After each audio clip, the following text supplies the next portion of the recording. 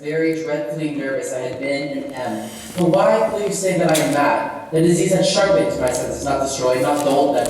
Above all else was a sense of hearing acute. I heard all things in the heaven and in the earth. I heard many things in hell. How then am I mad? Hearken and observe how healthily, how calmly I can tell you the whole story.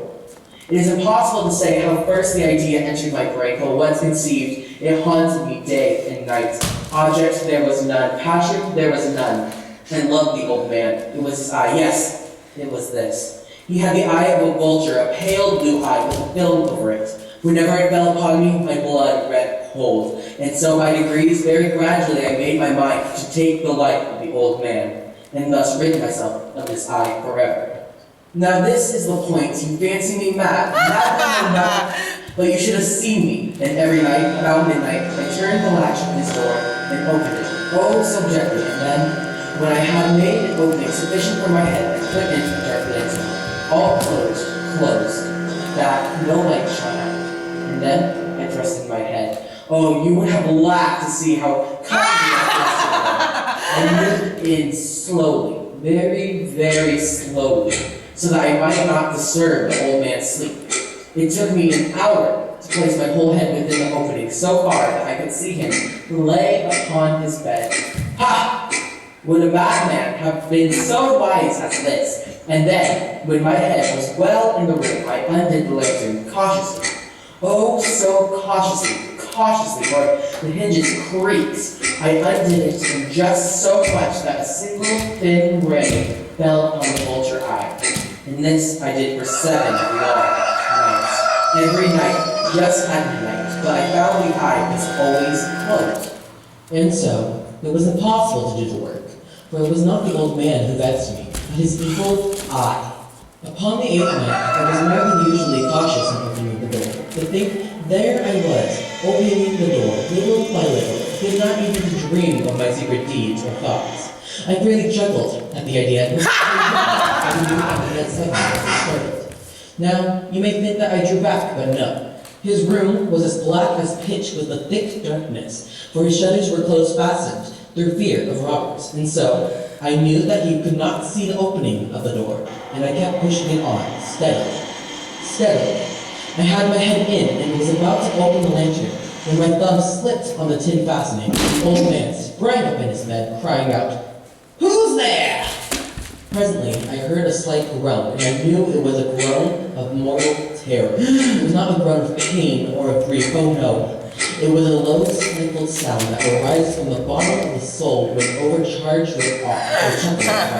I knew how slight noise when he had turned from the bed. His fears had been ever since growing upon him. He had been trying to fancy them causes, but could not. He had been saying to himself, "It is nothing but the wind in the chimney. It is only a mouse crossing the floor, or it is only a trick." All in vain, because death and the black shadow before him and enveloped the victim. When I had waited a long time very patiently without hearing him lie down, I resolved to open a very, very little crevice in the lantern. So I opened it, and you cannot imagine how stealthily, until at length a simple dim ray, like the thread of a spider, shot out from the crevice and fell full upon the vulture eye. Wide open, and I grew furious as I gazed upon it. I saw it with perfect distinctness, all a dull blue with a hideous veil over it that chilled the very marrow of my bones. And have I not told you what you mistake for madness is but over-acuteness of the sense? Now I say there came to my ears a low, dull, quick sound, such as a watch makes when enveloped in cotton. I knew that sound felt it was the beating of the old man's heart. It increased my fury, as the beating of the drum stimulates the soldier into courage. But even yet I refrained and kept still, and scarcely breathed. I held the motionless. I tried to steadfastly maintain the rate of the eye. Meanwhile, the hellish transcendence of the heart increased. It grew quicker and quicker, and louder every instant. The old man's terror must have been extreme. It grew louder, I said louder every moment. Yet, for some minutes longer, I refrained and stood still. But the beating grew louder. I thought my heart was burst, and now a new anxiety seized me. The sound would be heard by a neighbor. The old man's hour had come. With a loud yell,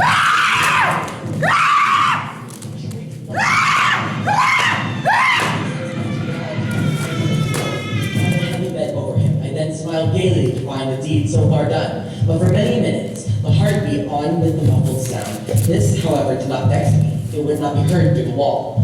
At length, the old man, if you still think me mad, you would think so no longer when I describe the wise precautions I took into the concealment of the body. The night waned on, and I worked hastily, went in silence. First of all, I dismembered the corpse. I cut off the head and the arms and the legs. And then I took up 3 planks from the flooring of the chamber, deposited all between the scantlings. I replaced the board so cleverly, so cunningly, that no human eye, not even his, could have detected anything wrong. There was nothing to wash out, no stain of any kind, no blood spot, whatever. I had been too wary for that. The tub had caught all. When I had made an end of these labors, it was 4 o'clock, still dark as midnight. As the bell sounded the hour, there came a knocking at the street door. I went down to open it with a light heart, for what had I now to fear?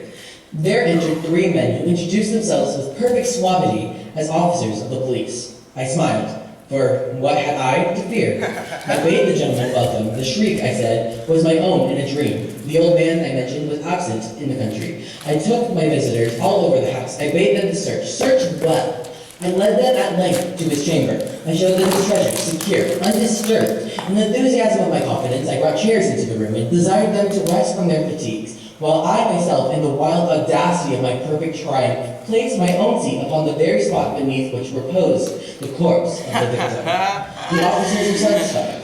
But ere long, I felt myself getting pale, and wished them gone. My head ached. I fancied a ringing in my ear, but still they sounded to the pattern. The ringing became more distinct. It continued, it became more distinct. I talked more freely to get rid of the feeling, but it continued and gained refinement until I traveled on the...